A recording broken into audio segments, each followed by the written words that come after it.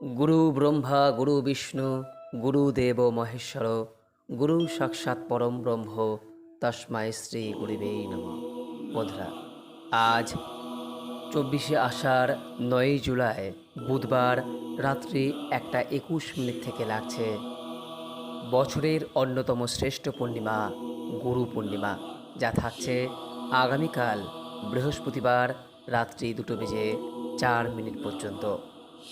উদয়া তিথি মেনে এই গুরু পূর্ণিমা এই বছর পালন করা হবে আগামীকাল 25শে আষাঢ় 10ই জুলাই বৃহস্পতিবার দিন। এই পূর্ণিমা যেহেতু আগামীকাল বৃহস্পতিবার সম্পূর্ণ দিন জুড়ে থাকছে, তাই এই পূর্ণিমাকে লক্ষ্মী পূর্ণিমাও বলা হয়। বন্ধুরা, এই গুরু পূর্ণিমার দিনটি অত্যন্ত শুভ দিন হিসেবে গণ্য। এই দিন সর্বার্থ সিদ্ধিযোগ, অমৃত সিদ্ধিযোগ, শুভযোগ এবং শুক্রযোগের প্রভাব থাকবে। শাস্ত্রমতে গুরু পূর্ণিমার দিন কিছু কিছু জিনিস ক্রয় করা শুভ হিসেবে প্রতিপন্ন।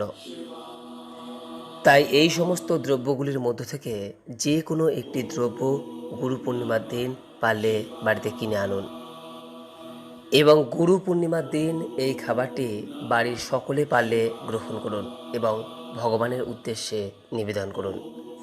বন্ধুরা, আজ এই ভিডিওর মাধ্যমে আপনাদের সামনে আলোচনা করব যে গুরু পূর্ণিমার দিন কোন কোন জিনিস কেনা শুভ এবং কোন খাবার গ্রহণ করতে হয়। সর্বোপরি গুরু পূর্ণিমার দিন কোন কোন কাজ আমাদের একেবারেই করতে নেই, এতে পরিবারের অকল্যাণ হয়। আশা করি দর্শক বন্ধুরা এই ভিডিও থেকে সমৃদ্ধ হবেন, তাই ভিডিওটি শেষ পর্যন্ত মনোযোগ সহকারে দেখুন। দেখার পর এই সংক্রান্ত কোনোরূপ কোনো প্রশ্ন বা মতামত থাকলে নিজের কমেন্ট বক্সে অবশ্যই জানাবেন। নমস্কার দর্শক বন্ধুরা, অমৃত কথা এই চ্যানেলে জানাই আপনাদের সুস্বাগতম। ভারতীয় দর্শন, শাস্ত্র এবং বিভিন্ন দেবদেবীর পূজা অর্চনা পদ্ধতি এই চ্যানেলের মূল আলোচনার বিষয়বস্তু। বন্ধুরা, গুরু পূর্ণিমার দিন যে জিনিস কেনা শুভ তা হলো প্রথমত আপনার গুরুর পছন্দের যে কোনো প্রকার দ্রব্য অথবা খাবার। যিনি আপনার গুরু তিনি যে খাবারটি পছন্দ করেন বা যে জিনিসটি পছন্দ করেন সেটি গুরু পূর্ণিমার দিন কিনে এনে তাকে উপহার প্রদান করুন।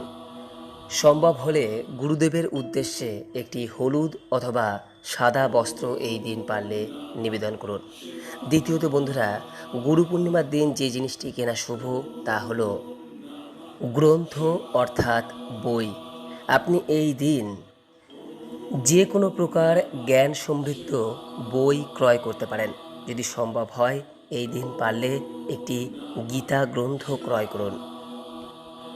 তৃতীয়ত বন্ধুরা, গুরু পূর্ণিমার দিন যে জিনিস কেনা শুভ তা হলো যে কোনো প্রকার দানা শস্য, যেমন ধরুন চাল, গম, যব, জোয়ার, বাজরা ইত্যাদি। বলা হয় এই দিন দানা শস্য ক্রয় করলে জীবনে সৌভাগ্য এবং সমৃদ্ধি আসে। চতুর্থত বন্ধুরা, গুরু পূর্ণিমার দিন যে জিনিস কেনা শুভ তা হলো নারকেল।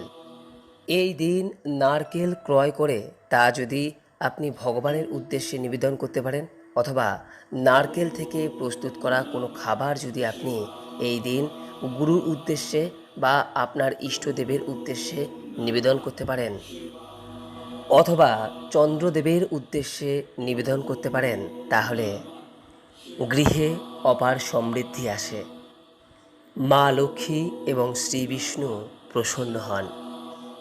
তাই এই দিন নারকেলের তৈরি কোনো প্রকার খাবার ভগবানের উদ্দেশ্যে নিবেদন করুন এবং বাড়ির সকলে পারলে এই দিন গ্রহণ করুন। এর পাশাপাশি হলুদ রঙের যে কোনো প্রকার ফল, তা সে আম হতে পারে, কাঁঠাল হতে পারে অথবা কলা, এই হলুদ রঙের যে কোনো প্রকার ফল এই দিন ভগবানের উদ্দেশ্যে নিবেদন করুন এবং বাড়ির সকলে গ্রহণ করুন।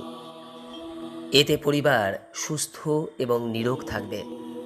গুরু পূর্ণিমার দিন এই সকল দ্রব্য ক্রয় করার পাশাপাশি এই দিন কিছু কিছু কাজ করা থেকে বিরত থাকা প্রয়োজন, নচেত এতে গৃহের অকল্যাণ হয়।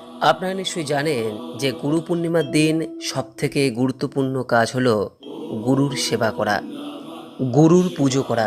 আপনি যার কাছ থেকে দীক্ষা নিয়েছেন বা যাকে আপনি মনে প্রাণে গুরু হিসেবে মনে করেন, এই দিন তার প্রতি শ্রদ্ধা ও সম্মান প্রদর্শন করতে হয়।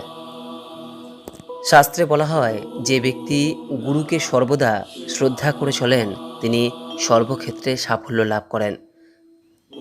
তাই বন্ধুরা, এই গুরু পূর্ণিমার দিনে গুরুর সামনে কখনোই এমন কোনো কাজ করা উচিত নয় যার কারণে গুরু আঘাত পান। বন্ধুরা, এই গুরু পূর্ণিমার দিনে কখনোই গুরুর সামনে সমান আসনে বসা কখনোই উচিত নয়। ব্যক্তি জীবনে যতই সফল হন না কেন, কখনোই তার গুরুর সমান আসনে বসতে পারেন না। গুরুর মর্যাদা ঈশ্বরেরও উপরে। তাই গুরুর সমান আসনে বসা শুধু গুরুর অপমান নয়, বরং তা ঈশ্বরের অবমাননা করা। তাই বন্ধুরা, এই গুরু পূর্ণিমার দিনে গুরু যদি চেয়ারে বসে থাকেন, তাহলে আমাদের তার সামনে চেয়ারে কখনোই বসা উচিত নয়। গুরু যদি মাটিতে বা মেঝেতে বসে থাকেন, তাহলে গুরুর অনুমতি নিয়ে শিষ্যকেও বসতে হবে মাটিতেই। দ্বিতীয়ত বন্ধুরা, গুরু পূর্ণিমার দিন কোনো জিনিসের সাহায্যে দাঁড়াবেন না। দেওয়াল বা অন্য কোনো জিনিসের ওপর হেলান দিয়ে গুরুর সামনে দাঁড়ানো বা বসা কখনোই উচিত নয়। এছাড়া গুরুর সামনে পা ছড়িয়েও কখনোই বসবেন না, এতে গুরুকে অপমান করা হয়। তৃতীয়ত বন্ধুরা, গুরু পূর্ণিমার দিন গুরুকে আঘাত করে কিছু বলবেন না। আপনার গুরু বা শিক্ষকের উদ্দেশ্যে আজকের দিনে কখনোই কোনো খারাপ কথা বলবেন না, গালিগালাজ করবেন না, রেগে গিয়ে কঠোর কিছু বলবেন না। এটা করা মহাপাপ বলে গণ্য। তবে অন্য কেউ যদি গুরুর সঙ্গে খারাপ ব্যবহার করে, গুরুর নামে খারাপ কথা বলে, তাহলে কখনোই চুপ করে থাকবেন না। কারণ গুরু নিন্দা শুনে চুপ করে থাকাও কিন্তু মহাপাপ। তাই তখনই তার প্রতিবাদ করুন। বন্ধুরা, আজকের দিনে গুরুর যেমন নিন্দা করা উচিত নয়, গুরুর নিন্দা শোনাও উচিত নয়। এবং শুধু আপনার গুরু নয়, যে কোনো গুরুজন স্থানীয় ব্যক্তিদের আজকের দিনে অবশ্যই শ্রদ্ধা করা প্রয়োজন। কখনোই তার নিন্দা বা গালমন্দ করা উচিত নয়। চতুর্থত বন্ধুরা, আজকের দিনে কোনো বিষয়কে কেন্দ্র করে কোনো প্রকার অহংকার করা উচিত নয়। ধন সম্পদ, রূপ, শক্তি, সাহস, ক্ষমতা প্রভৃতির দিক থেকে মানুষ যত বড়ই হন না কেন, গুরুর সামনে সেই খ্যাতি প্রদর্শন করা কখনোই উচিত নয়। কারণ গুরুর দেওয়া জ্ঞানই শিষ্যদের কল্যাণের দিকে নিয়ে যায়। গুরুর জ্ঞানের মূল্য কোনো সম্পদ দিয়ে শোধ করা যায় না। তাই আজকের দিনে কোনো বিষয়কে কেন্দ্র করে কোনো প্রকার অহংকার মনের মধ্যে পোষণ করবেন না। পঞ্চমত বন্ধুরা, এই গুরু পূর্ণিমার দিন আপনি যখন গুরুর সাথে দেখা করতে যাবেন, তখন কখনোই খালি হাতে যাবেন না। আপনার সাথে তার জন্য কিছু উপহার নিয়ে যাবেন। আপনি যদি কোনো উপহার দিতে সক্ষম না হন, তবে আপনি তাকে পুষ্পস্তবক পরিয়েও সম্মান করতে পারেন। বন্ধুরা, মানুষের জীবনের প্রথম গুরু হলেন তার মাতা ও পিতা। তার কাছ থেকেই শৈশবে প্রথমে সে বিভিন্ন বিষয়ের শিক্ষা গ্রহণ করেন।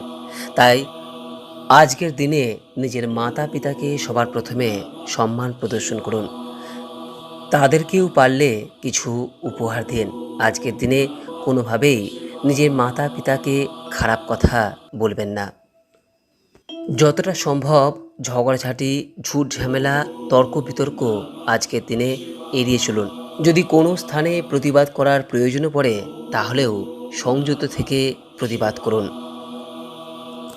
বন্ধুরা, এই গুরু পূর্ণিমার দিনে আপনার গৃহে যদি কোনো ব্যক্তি আসেন, তাকে কখনোই খালি হাতে বা খালি মুখে ফেরাবেন না। আজকের দিনে সামান্য হলেও মিষ্টি মুখ করান।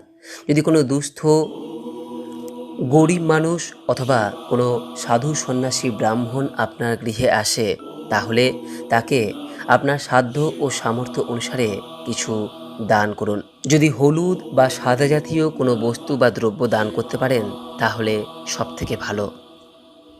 বন্ধুরা, এই গুরু পূর্ণিমার দিনে আমিষ জাতীয় আহার, সহবাস, চুখ, নখ, দাড়ি ইত্যাদি কাটা এই সমস্ত কিছু থেকে বিরত থাকুন।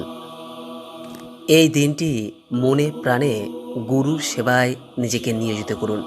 যাকে আপনি নিজের গুরু হিসেবে মনে করেন তাকে একটি উঁচু আসনে বসান, তার পা জল দিয়ে ধুয়ে মুছে দিন এবং তারপর তার পায়ে হলুদ বা সাদা ফুল অর্পণ করুন। গুরুকে একটি বস্ত্র প্রদান করুন। এছাড়াও ফল ও মিষ্টি নিবেদন করুন। তারপর গুরুর চরণ স্পর্শ করে বলুন, গুরু ব্রহ্মা, গুরু বিষ্ণু, গুরুদেব মহেশ্বর, গুরু সাক্ষাৎ পরম ব্রহ্ম, তস্মাই শ্রী গুরুবে নমঃ। বন্ধুরা, আজকের দিনে আপনি আপনার গুরুর যত সেবা করতে পারবেন ততই কিন্তু আপনার গৃহ ও পরিবারের পক্ষে মঙ্গল হবে। আজ যদি আপনি আপনার জন্মকুণ্ডলী থেকে বৃহস্পতি দোষ দূর করতে চান বা বৃহস্পতিকে মজবুত করতে চান, তাহলে আজকের দিনে যথাসম্ভব মন প্রাণ দিয়ে গুরুর সেবা করুন এবং যদি সম্ভব হয় এই মন্ত্রটি 108 বার জপ করুন। আর এই মন্ত্রটি হলো ওম ব্রিং বৃহস্পতায়ে নমঃ। মন্ত্রটি আপনাদের সুবিধার্থে নিচের কমেন্ট বক্সে লিখে দেওয়া রয়েছে। বন্ধুরা, এই গুরু পূর্ণিমার দিনে নিজের বাড়ি ঘরদোর পরিষ্কার পরিচ্ছন্ন করে রাখুন। এই দিন হরে কৃষ্ণ মহামন্ত্র পাঠ করুন, পারলে একটি গীতার শ্লোক পাঠ করুন এবং তার অর্থ অনুধাবন করার চেষ্টা করুন। আশা করি দর্শক বন্ধুরা এই ভিডিওটি আপনাকে সমৃদ্ধ করেছে। এরপরও এই সংক্রান্ত কোনো প্রশ্ন বা মতামত থাকলে নিচের কমেন্ট বক্সে অবশ্যই জানাবেন। সকলেই ভালো থাকুন, সুস্থ থাকুন এই কামনা করে আজকের মতো ভিডিওটি এখানেই শেষ করলাম। নমস্কার, ধন্যবাদ। ঈশ্বর আপনার মঙ্গল করুক। জয় শ্রীকৃষ্ণ।